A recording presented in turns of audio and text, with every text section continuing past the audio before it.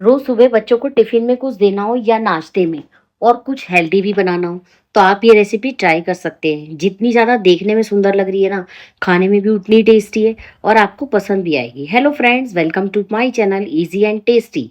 इसके लिए सबसे पहले मैंने 25-30 पालक के पत्ते लिए हैं, उनको 2 बार पानी से अच्छे से धो लिया। एक हरी मिर्च और थोड़ा हरा धनिया, 2-3 चम्मच के लगभग पानी डाल देंगे और थोड़ा सा आधा चम्मच से कम नमक डाल देंगे ताकि हमारी रोटी जो है वो हर परत में नमक प्रॉपर रहे। आप अच्छे से इसको पीस लेंगे। उसके बाद इसमें 1 कटोरी के लगभग गेहूं का आटा डालेंगे। आप गेहूं के आटे की जगह बेसन भी डाल सकते हैं। और आटा डालने के बाद बिना घी डाले इसे अच्छे से गूंद लेंगे और इसका एक मीडियम सॉफ्ट डो बना के तैयार कर लेंगे। वैसे आप पालक का अगर आटा गूंदते हैं ना, तो ये रखे रखे अपने आप हल्का सा टाइट हो जाता है। ये देखिए, बस इस तरह से मैंने आटा गूंद के तैयार कर लिया है।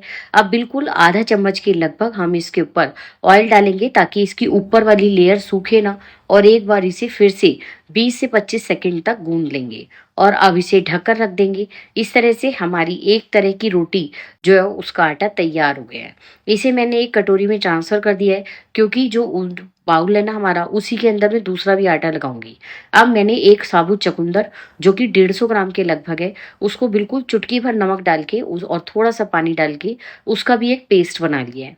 अगर आप चाहे तो चुकंदर को छान भी सकते हैं, पर बिल्कुल भी चुकंदर का कोई टेस्ट आता ही नहीं है। चुकंदर का आपको सिर्फ मिलेगी सेहत और साथ में मिलेगा प्यारा सा कलर। तो बस इसमें भी मैंने 1 कटोरी के लगभग आटा डाल दिया है और इसको भी हम गूंद लेंगे। बहुत ज़्यादा पानी हमें नहीं डालना, क्योंकि जितना ज़्यादा आप पानी डालेंगे उतना ही आटा आपको और ज़्यादा डालना पड़ेगा। और नमक भी बिल्कुल हल्का डालना है, क्योंकि अभी हम फिलिंग के अंदर भी नमक डालेंगे। आपको ये रेसिपी बहुत पसंद आएगी। खास तौर पर बच्चे तो इसे देखकर खुशी हो जाएंगे। अगर आप उन्हें टिफिन में ये रेसिपी देंगे ना, तो आपको पूरा जो है सेटिस्फेक्शन रहेगा। सेहत तो उन्हें मिल ही रही है, प्रोटीन भी और जितने भी बीटरूट और पालक के अंदर न्यूट्रिएंट्स होते हैं वो सारे भी। अब 200 ग्राम मैंने पनीर लिया और इसको ग्रेट कर लिया है। इसके अंदर हम एक प्याज को बारीक चॉप करके डाल देंगे। अगर आप प्याज नहीं खाते तो प्याज को स्किप कर सकते हैं। 1 चम्मच बारीक चॉप किया हुआ अदरक डाल दिया है। एक हरी मिर्च को बारीक चॉप करके डाला है। आप अब अगर बच्चों के लिए बना रहे हैं और हरी मिर्च बच्चे नहीं खाते तो आप पूरी स्किप कर सकते हैं, पर मैंने बहुत कम हरी मिर्च डाली है। खूब सारा हरा धनिया डाल देंगे। आधा चम्मच दरदरा पीसा हुआ धनिया डाल दिया है। आधा चम्मच ही मैंने लाल मिर्च पाउडर डाला है। आधा चम्मच खड़ा जीरा डाल देंगे। आधा चम्मच अजवाइन, इससे पराठे बहुत टेस्टी बनेंगे और इजीली डाइजेस्टिबल। एक छोटा चम्मच चाट मसाला और आधा चम्मच के लगभग नमक डाल दिया है। नमक हमें कम ही डालना है, क्योंकि पराठे की दोनों लेयर में नमक है। अब हम ये सारी फिलिंग जो है ना, इसको हल्के हाथ से मिक्स कर लेंगे। बहुत ज़्यादा हमें इसके अंदर हार्ड हाथ नहीं चलाना है, वरना क्या होगा, जो ये पनीर का लच्छा है ना, ये टूट जाएगा, यानी ये चिपक सा जाएगा। तो इसलिए बिल्कुल हल्के हाथ से हम इसे मिक्स करेंगे। ये देखिए, बिल्कुल हल्के हाथ से मैंने मिक्स किया है और पनीर के आपको लच्छे अलग ही नज़र आ रहे होंगे।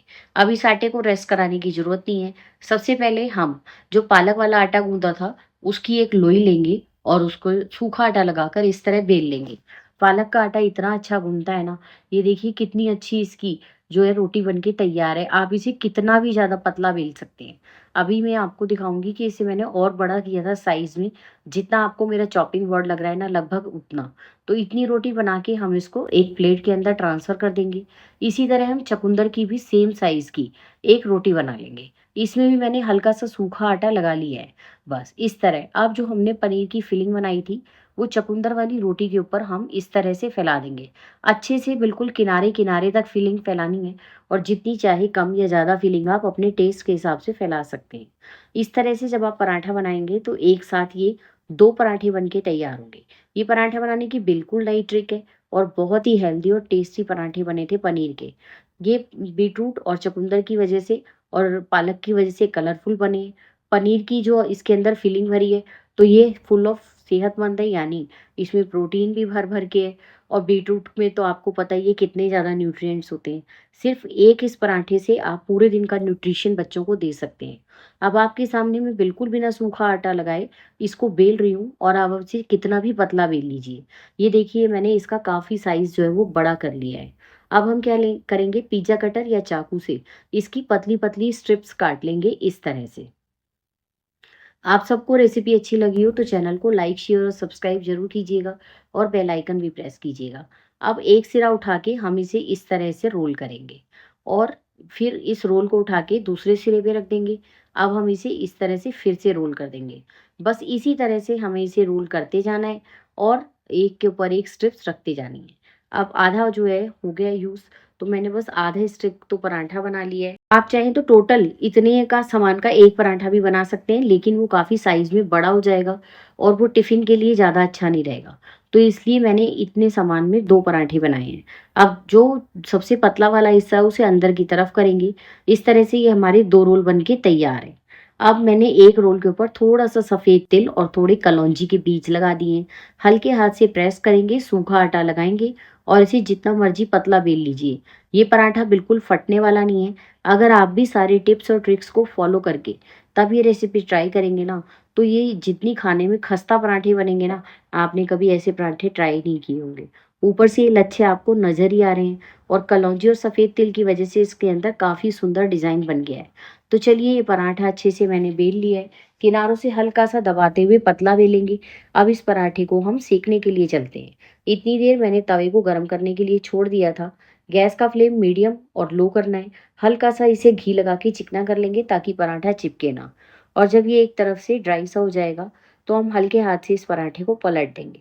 अब आप इस पराठे को जितना मर्जी घी लगाइए या मक्खन लगाइए और जैसे मर्जी सेकिए। बच्चों के लिए बना रहे हैं तो घी का इस्तेमाल कीजिए, बड़ों के लिए बना रहे हैं तो आप ऐसे ही रिफाइंड के अंदर भी ये पराठे सेक सकते हैं। पूरी तरह आपकी चॉइस है, लेकिन पराठे बहुत हेल्दी हैं, ये तो आपको खुद ही पता चल रहा होगा। अब दोनों तरफ से हमें इसे खस्ता सेकना है, ताकि थोड़ा-थोड़ा घी लगाएँगे और हल्के हाथ से मीडियम हाई फ्लेम पर दोनों तरफ से सेकते जाएँगे।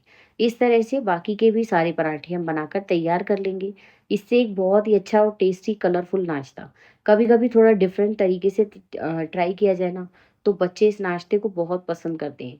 एक तो ये 2 रंग का है, दूसरा इसमें गोल-गोल चक्रे जो बने हुए हैं ना, जो सर्कल्स बने हुए हैं, वो बिल्कुल अच्छे-अच्छे लच्छे बने हुए हैं। अभी मैं आपको बताऊँगी कि ये कितने खस्ता लच्छे हैं। जब पूरी तरह से ये पराठा 3 से 4 बार अलट-पलट करके सेकने पर ये सिक जाएगा, तो ये लच्छे देखिए अपने आप ही खुलते हुए आपको नज़र आ रहे होंगे। बस बढ़िया पराठा तैयार है। अचार, चटनी और दही भी तैयार है और सारे पराठे मैंने इसी तरह से बनाकर तैयार कर लिए हैं। और इस पराठे को अगर आप सफ़ेद या येलो मक्खन जो होता है अमूल का बटर, उसके साथ सर्व करेंगे ना, तो प्लेट के खाली होने का मतलब ही नहीं है। ये देखिए कितना खस्ता पराठा बन के तैयार हुआ है। एकदम कुरमुरा सा पराठा बना है, जो कि खाने में तो बहुत स्वाद है ही, बहुत ज़्यादा हेल्दी भी है। आप सबको रेसिपी अच्छी लगी हो, तो चैनल को लाइक, शेयर और सब्सक्राइब कीजिए और कमेंट भी कीजिएगा। बाय।